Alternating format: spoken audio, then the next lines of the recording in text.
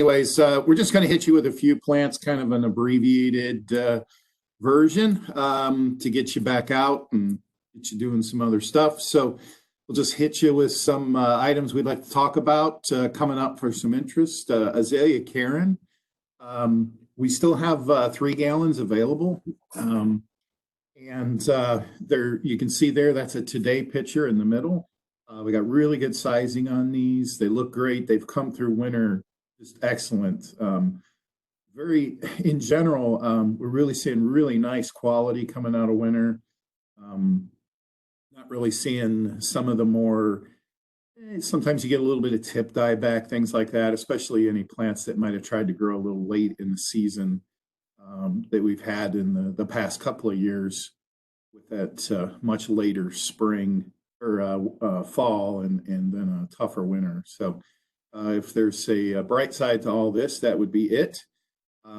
So you can see there, really good color. Usually don't see that kind of color in the leaves this time of year. But we got 1,250 of these available. There are a few other varieties of azaleas available. I know Danny had a couple others on the hot list. So we're not totally sold out. We're getting there, but there's still some opportunity to pick up some plants. Just a thing on azaleas and anything else that's sometimes a little tougher to store at the garden center or whatever. Had a question earlier. I sent it out to Jennifer. But now is the time to get these out. They're dormant. You can see there. The buds aren't pushed out too far. If you get those shipped now, this is the time to ship them. You want to ship them when they're dormant. You want to ship them when the buds are tight. That way they can do their bloom process at the customer.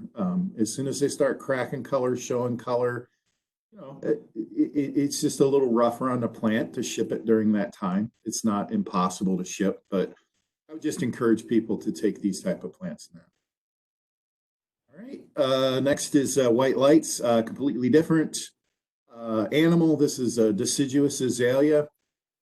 Even though it's white lights, it still has a pink blush to it, especially before it opens. So the outside of the petiole, and you can see in the photo, that's a really good photo there, has a kind of a pinkish blush to it.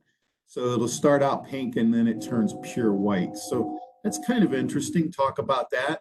That might get people to want to link on that a little more with that starting pinkish color. This is a later bloomer, so this is going to bloom after the regular azaleas, the evergreen type azaleas. So, and this one is very tough. This can take a lot tougher. You can see there it's a zone 3, definitely northern climates in it, but it's very adaptable. It can go down south as well.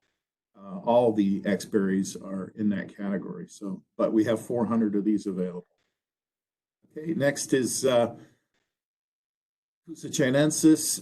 We wanted to show you, last year we were out of these. This year we have some availability, not a huge amount, but we have some availability still left. You can see there, we got some really good sizing. We went through a little bit of a hiccup. We had some trouble with some of our liners with winter injuries, things like that. We worked past that, and we had really nice crop go through last year, and then this year we have even some more available. So, these are all the way down to the ground. These are not a standard by any means, so we let these break at the base and are multi-stem type of dogwood. So remember that when you're selling these. All right, next, hydrangea firelight. Hydrangeas have been very popular, a bit short on the market, but I do believe, we went through it. I think we have availability on all the colors. May not have availability on every variety, but firelight, we have good availability on this. This is the one we want to push as our red, and we have the other colors out there as well. We do still have some availability, so keep taking a look at that. We really like firelight. Firelight's very aggressive. It's not a dwarf. It's probably the same growth pattern as a limelight. It's very similar to that in size and flower size as well.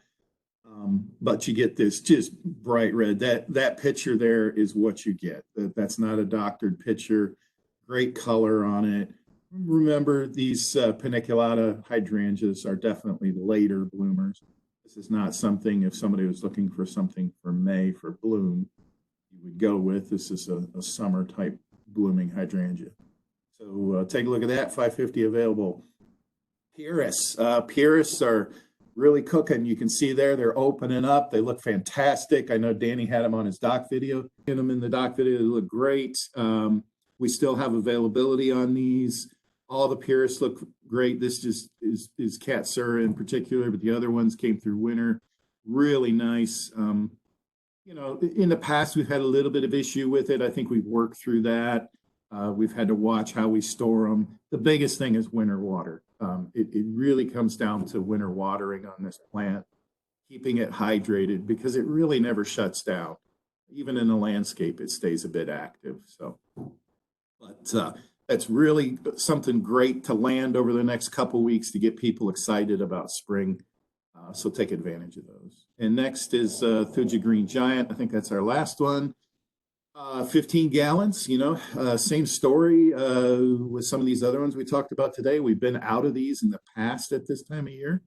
We have great availability. We've really pushed really hard, brought in a lot of liners. You can see there we have 1,800 available. We got a lot of them booked as well, but great size. We're really at that 72-inch mark. You know, we listed as a 60 to 72.